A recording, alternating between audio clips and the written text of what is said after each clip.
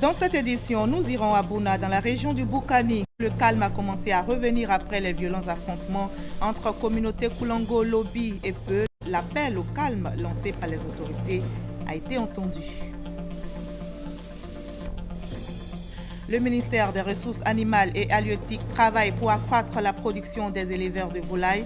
Cela passe par la lutte contre la grippe aviaire. Les derniers foyers découverts ont été détruits. Les éleveurs ont reçu comme indemnisation plus de 120 millions de francs CFA pour relancer leurs activités. Les fidèles chrétiens ont prié hier dans les temples et paroisses pour célébrer la résurrection de Christ. C'était la fête de Pâques.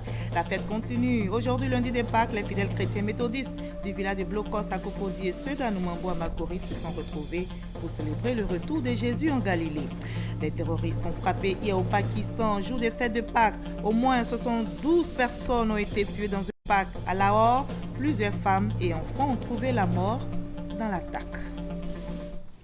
Bonsoir à tous. Merci d'avoir choisi le journal de RTI 1 pour vous informer. Nous prenons tout de suite la direction de Bouna, dans la région du Boukani, où le calme est revenu après les violents affrontements entre communautés Koulango, Lobi et Peul. La ville se remet, les populations ont repris leurs activités. L'appel au calme lancé par les autorités a été entendu. Des membres du gouvernement se sont rendus sur place. Doua de Lazer est notre envoyé spécial dans le Boukani.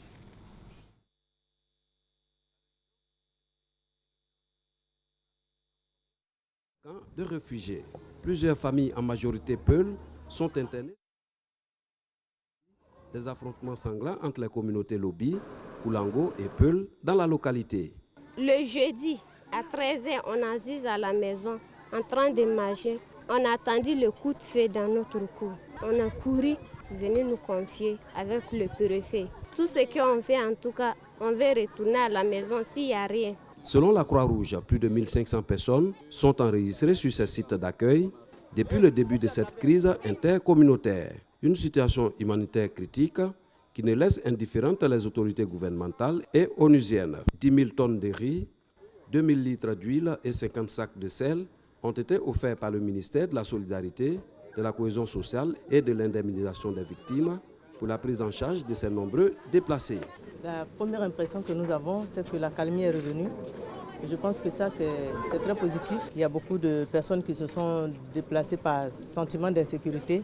Donc il y a une prise en charge médicale, psychologique et j'allais dire humanitaire et alimentaire qui se fait en attendant que d'autres mesures suivent. Un appel au dialogue, parce que ce n'est pas dans le conflit, dans les déchirements que les communautés peuvent s'entendre. En appeler à la retenue, en appeler au sens du dialogue et surtout en appeler à la préservation de la paix.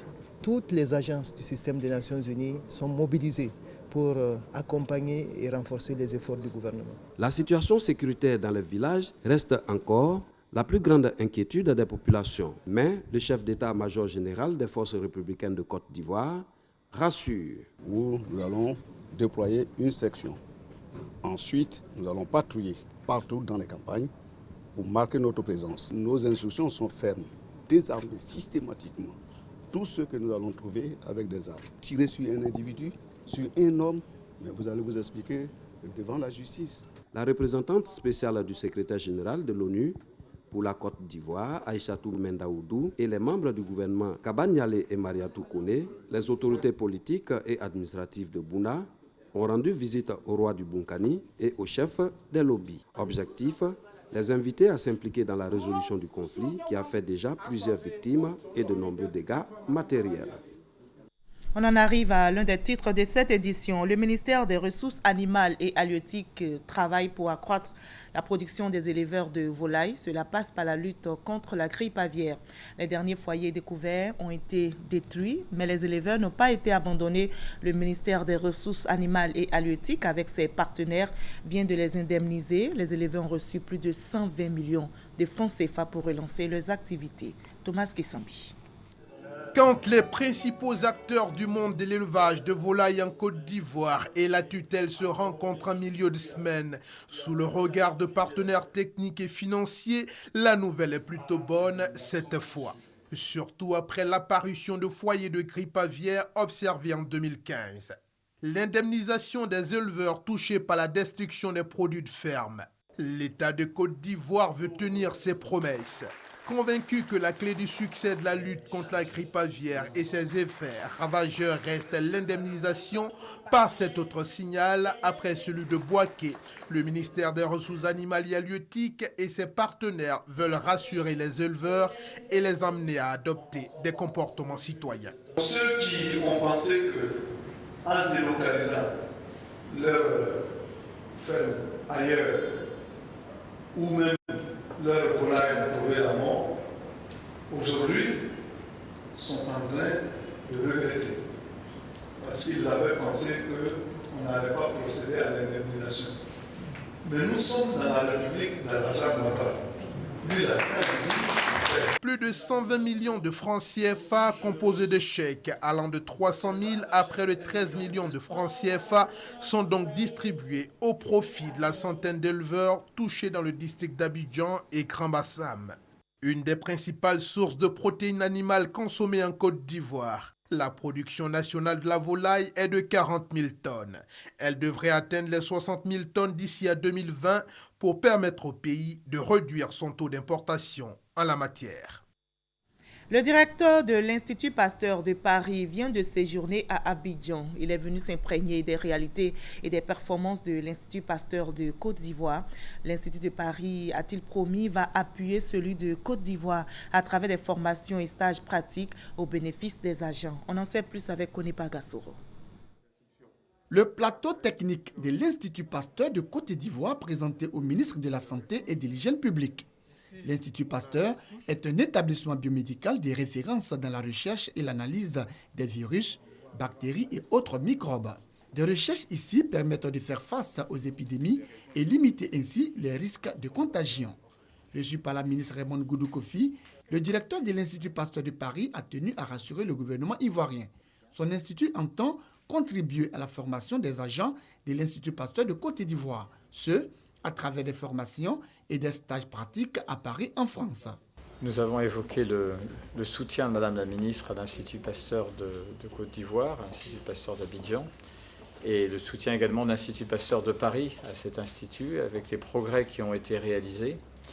Et nous avons évoqué des programmes de formation, en particulier à la lutte contre le paludisme, des programmes de formation dans le domaine de la bioinformatique, et puis l'ensemble du soutien que le ministère accorde et que l'Institut Pasteur de Paris accorde pour les grandes actions de cet institut dans le domaine de la santé publique. Placé sous la tutelle des ministères de la Santé et de l'Hygiène publique et de l'Enseignement supérieur et de la recherche scientifique, l'Institut Pasteur de Côte d'Ivoire existe depuis maintenant 44 ans. Et les bonnes nouvelles s'enchaînent. Le centre de santé urbain de Totrodrou, dans le département de Kouibli, c'est dans l'ouest ivoirien.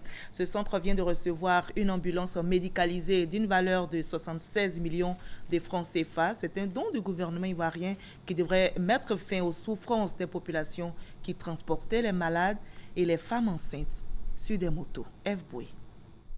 Les communautés vivantes à Totodrou et environ rencontrent des difficultés pour évacuer leurs malades en cas d'urgence. Nous avons un réel problème de déplacement et souvent, pour pouvoir évacuer des malades, on a recours à des mototaxis. Vous voyez par exemple des femmes qui sont en travail qu'il faut évacuer sur des mototaxis. Vraiment, c'était difficile. Aujourd'hui, cet état de fait est un lointain souvenir. Une ambulance médicalisée de 76 millions de francs CFA pour les 16 villages de la sous-préfecture de Totodrou. Un don du gouvernement de la Côte d'Ivoire. L'acquisition de cet engin a été pilotée par un cadre de la région. Nous avons approché le ministère de la Santé publique, exprimé les besoins de la population, les besoins en domaine de santé. Après avoir constaté tout ce qui est comme pathologie dans le département de Kouibli, je pense que le ministère nous a écoutés. Ils ont écouté le cri de cœur des populations et ils ont bien voulu satisfaire cette population en nous offrant cet engin-là. Une action qui en appelle d'autres. La cérémonie de remise est une occasion pour les filles et fils de Kouibli de prôner l'union sacrée autour des questions de développement. Je demande à tous mes frères de croire à la chose. C'est à cause du développement nous sommes là. Sinon les histoires de politique qui mettent ça de côté, qu'on s'unisse pour vraiment aller dans de bons sens. Message sûrement compris, des cadres emboîtent le pas. 1000 litres de carburant offerts et des dons en espèces pour l'entretien de la nouvelle ambulance.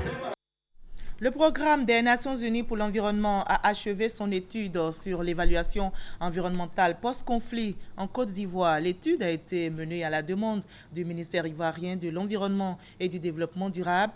L'objectif est de relever les conséquences directes ou indirectes du conflit sur l'environnement et le programme des Nations Unies pour l'environnement a analysé notamment les causes de la dégradation des forêts, la pollution de la lagune ébriée. On en sait plus avec Emmanuel Niamia.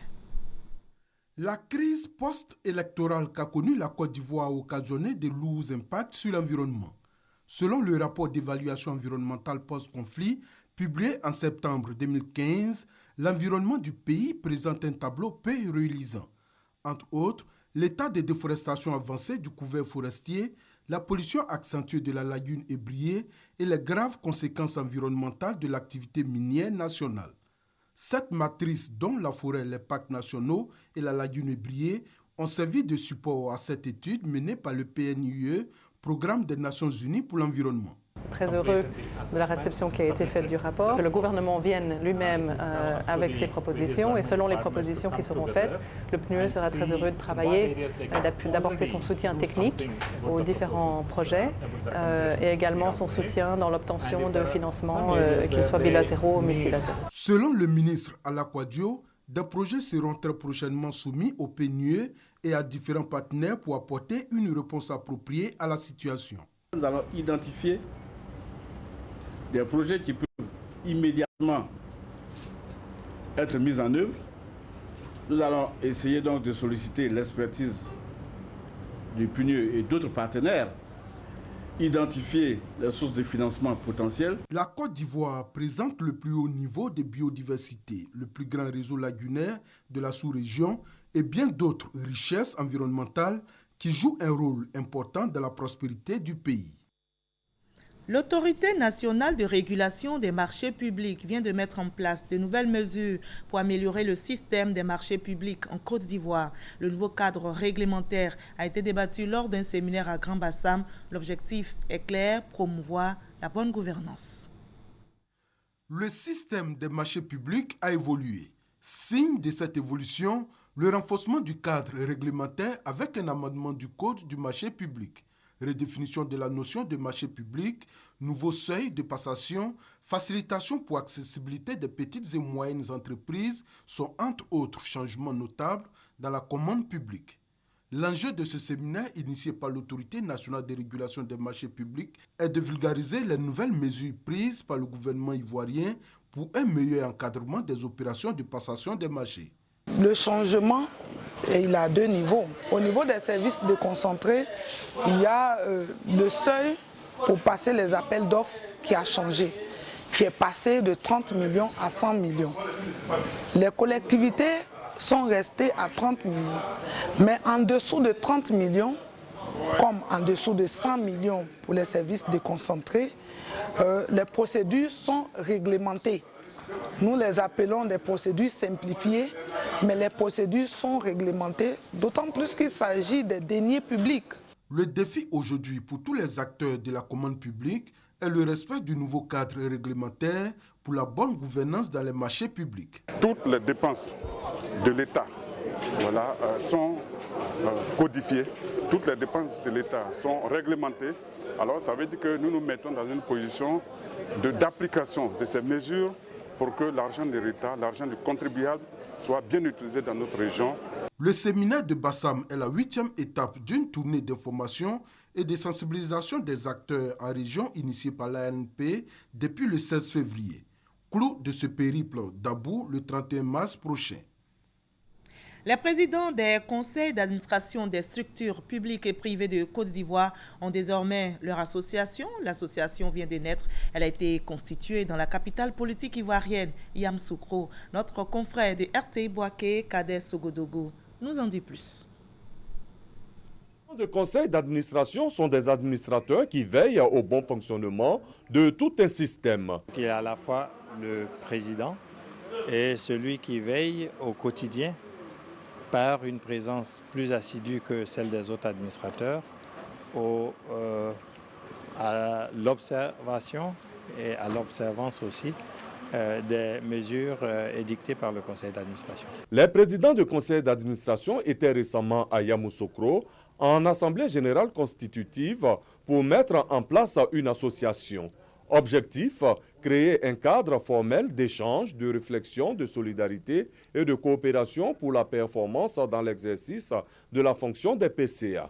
À l'issue des travaux, c'est Akasaye Lazare, président du conseil d'administration de l'Agence ivoirienne de gestion des fréquences, qui a été élu à l'unanimité pour une période de 1 an à la tête de la conférence des PCA de Côte d'Ivoire. L'émergence de la Côte d'Ivoire se fera par tous les Ivoiriens, certes, mais aussi avec les PCA unis et solidaires afin de porter notre profession, afin de lui donner toutes ses lettres de noblesse. Le nouveau président bénéficiera du soutien de ses pairs. Avec la création de cette structure, il y aura un renforcement relationnel entre les différentes structures que dirigent les PCA, entre les PCA eux-mêmes, en ce qui concerne les échanges d'expériences, surtout, c'est ce qui est très important. Dans les jours à venir, la conférence des présidents du conseil d'administration présentera un programme d'activité à mener à l'échelle nationale.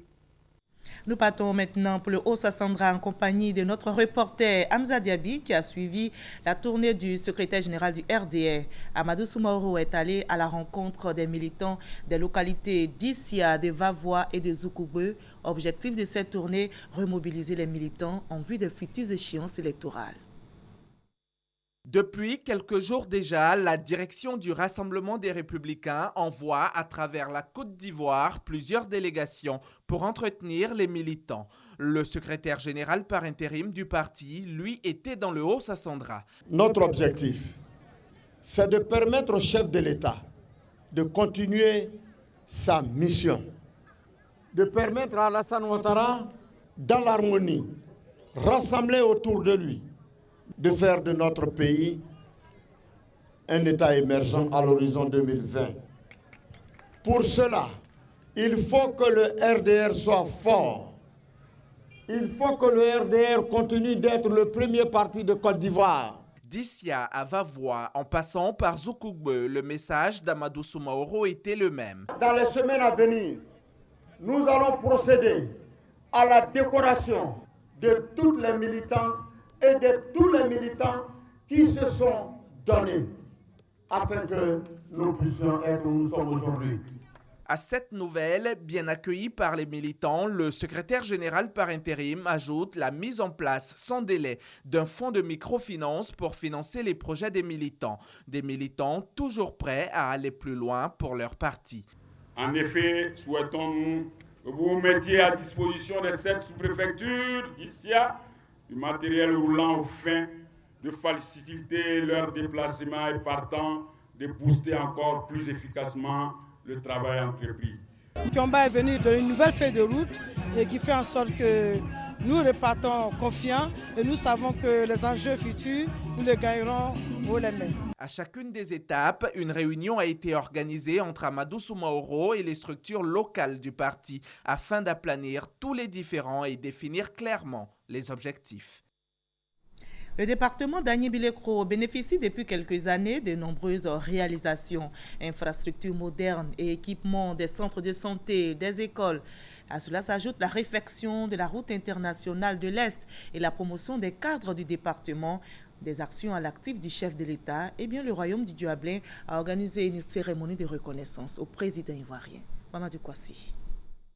Jeunes, enfants, vieillards, cadres, commerçants, planteurs, bref, l'ensemble de la population du département d'Agny-Bilekro en général et celle du Royaume du Diablin, réunis autour du roi Nana Agny-Bilé II, dans la sous-préfecture de Tangulan pour rendre hommage au président de la République Alassane Ouattara, ainsi qu'au président du PDCI RDA Henri Konan Bédié. Une expression de reconnaissance pour les nombreux projets de développement initiés en faveur de la région de l'Indéné-Diablin et particulièrement pour le département d'Agny-Bilekro. En plus de l'équipement des centres de santé en ambulance, le reprofilage des routes et surtout la réfection de la route internationale de l'Est, ainsi que l'électrification de tous les villages de plus de 500 âmes, le département d'Agny-Bilekro voit également la reconnaissance du mérite de ces cadres par le président de la République Alassane Ouattara. Pour le ministre Pascal Abinan Kouakou, ces actions de développement en faveur d'Agny-Bilekro vont se poursuivre afin de lutter efficacement contre la pauvreté dans ce royaume. C'est pourquoi, à l'unanimité, les cadres du Guablin se sont engagés à s'unir autour de Pascal Abino Kwaku pour relever tous les défis de développement. Les chefs traditionnels, les guides religieux et l'ensemble de la population ont promis leur soutien au président de la République Alassane Ouattara pour la réalisation de son programme de développement. Bientôt dans ce département, les jeunes et les femmes bénéficieront de moyens conséquents pour la réalisation de leurs projets socio-économiques. Au cours de cette journée de reconnaissance, le peuple du royaume Guablin a rendu un hommage aux victimes de l'attaque des Grands Bassam. Nana Agneni Bilé II et ses populations ont promis d'accompagner le gouvernement pour ne plus que ce cas ne se reproduise en Côte d'Ivoire, terre d'espérance et de paix. Et les populations du département de Didiéville sont heureuses. 3 villages de ce département sont désormais éclairés. C'est le ministre d'État Aoussou Jano Kwadio qui a procédé à la mise sous tension. Plusieurs chefs traditionnels ont reçu également leur arrêté de nomination. Kadès Sogodogo. Pakinou 2016, nous sommes dans la sous-préfecture de Molonou-Blé, dans le département de Didiéville. La Pakinou est un moment idéal pour mener des actions de développement en faveur des populations. Après des écoles et des centres de santé inaugurés les années précédentes, cette année, le ministre d'État Jano Aoussou Kwadio connecte 3 villages au réseau électrique national. La mise sous tension a lieu dans le village de Akafukro.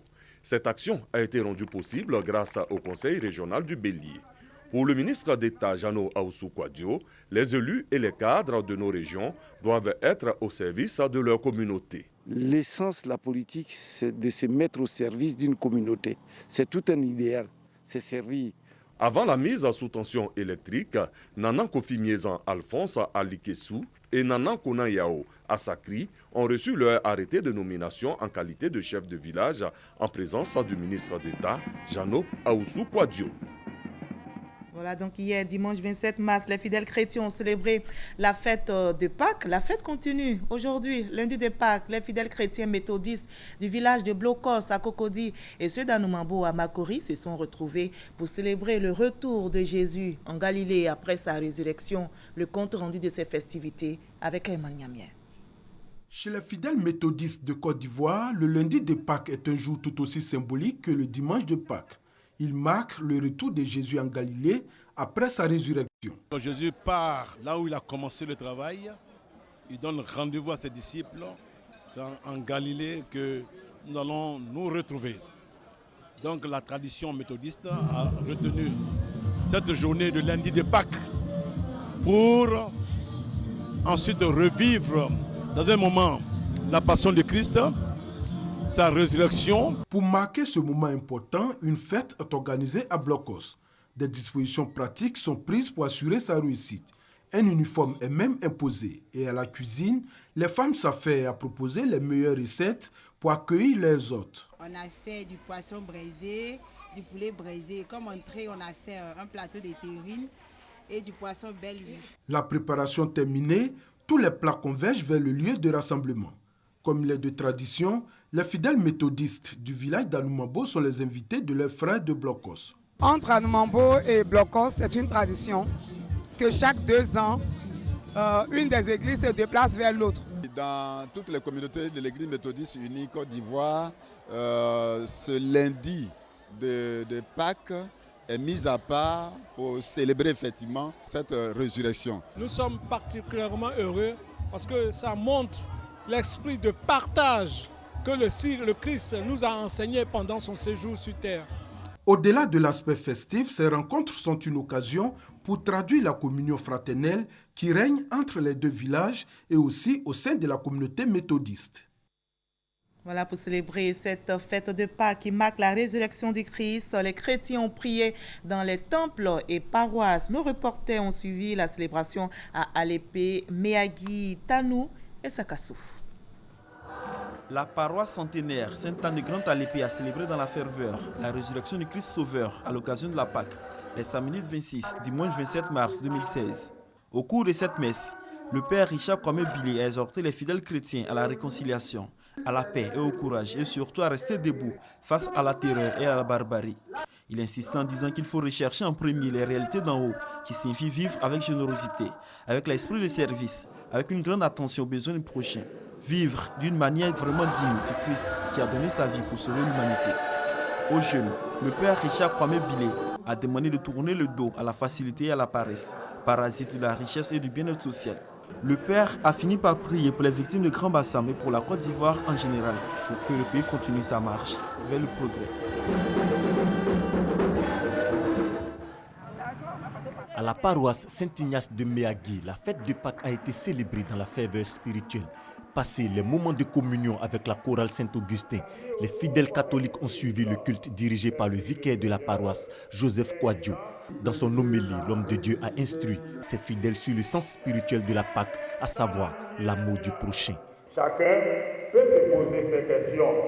Ne suis-je pas encore en train de traîner dans les ténèbres de la haine, de la rancœur, de la jalousie, de l'égoïsme, de l'orgueil, de la méchanceté?